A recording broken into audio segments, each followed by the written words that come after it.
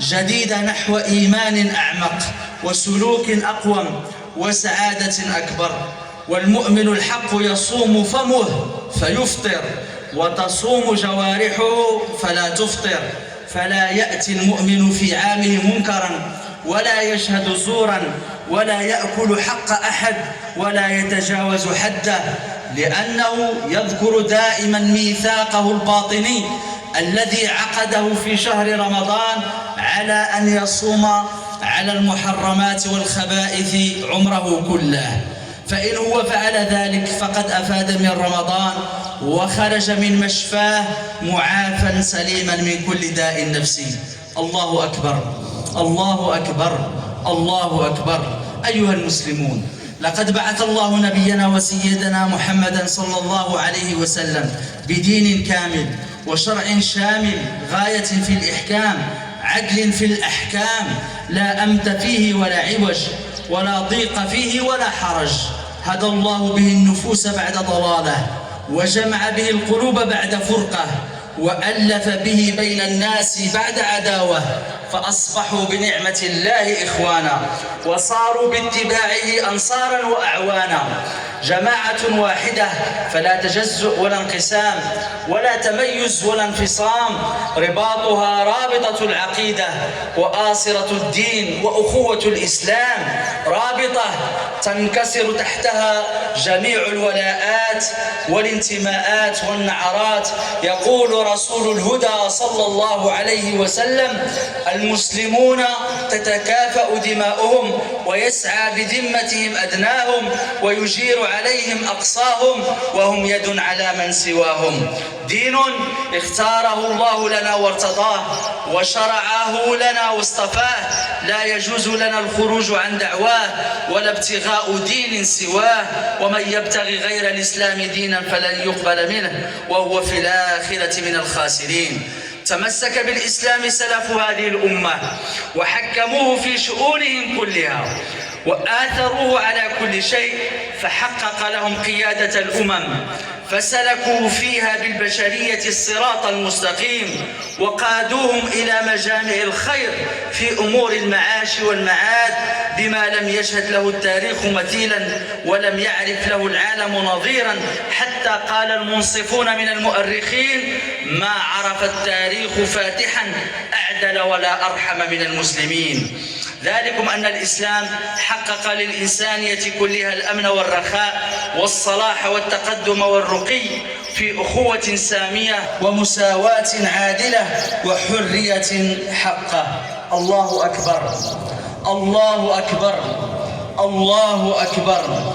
في العيد عباد الله تتصافى القلوب وتتصافح الأيدي ويتبادل الجميع التهاني، وإذا كان في القلوب رواسب خصام أو أحقاد فإنها في العيد تسل فتزول، وإن كان في الوجوه العبوس فإن العيد يدخل البهجة إلى الأرواح والبسمة إلى الوجوه والشفاه، كأنما العيد فرصة لكل مسلم ليتطهر من درن الأخطاء، فلا يبقى في قلبه إلا بياض الألفة ونور الإيمان، لتشرق الدنيا من حوله في اقتراب من إخوانه ومحبيه ومعارفه وأقاربه وجيرانه.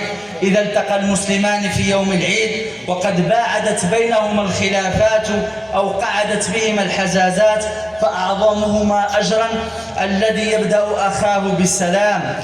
في هذا اليوم ينبغي أن ينسلخ كل إنسان عن كبريائه وينسلخ عن تفاخره وتباهيه، بحيث لا يفكر بأنه أغنى وأثرى أو أفضل من الآخرين.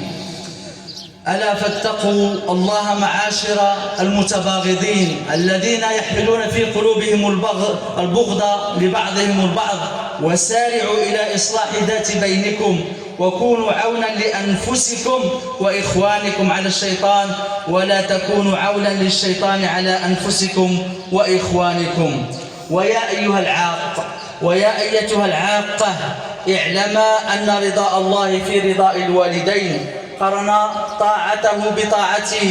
طاعتهما بطاعته، الحذر من العقوق، وإن من عقوق الآباء والأمهات رفع الصوت عليهما وإحداد النظر إليهما والتأخر عن قضاء حوائجهما حتى يتضجرا. فيا من عق والديه سارع باسترضائهما واطلب التحلل منهما وقبل رأسيهما صباح مساء وأكثر من الدعاء لهما، وسترى من الله ما تقر به عينك وينشرح به صدرك.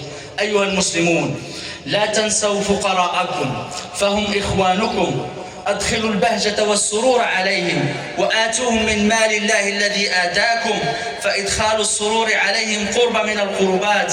ادعوهم إلى ولائمكم، فخير طعام الولائم وليمة يدعى إليها الفقراء، وشر الولائم وليمة يمنع. فكثير من الكماليات عندنا هي من الضروريات عندهم، فكم من فقير يكتم حاجته بسبب جلباب الحياء والعفة، وكم من فقير غلبت فاقته صمته فأظهرها من طرف خافي.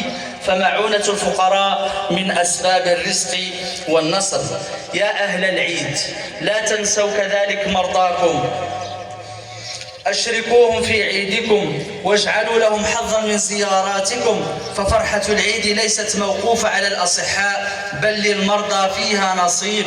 زوروهم واتصلوا بهم وهنئوهم بالعيد وأوصوهم بالاحتساب والصبر، فهم بحاجة ماسة إلى ذلك. واحمدوا الله الذي عافاكم مما ابتلاهم به، ولله في خلقه شؤون. الله أكبر، الله أكبر، الله أكبر. عباد الله، كل واحد منا يتحمل مسؤولية يسأل عنها في الدنيا والآخرة. كل فرد مسؤول عن تصرفاته وأعماله. قال تعالى: ولا تسألن عما كنتم تعملون. مسؤول عن أقواله. قال تعالى: ما يلفظ من قول إلا لديه رقيب عتيد.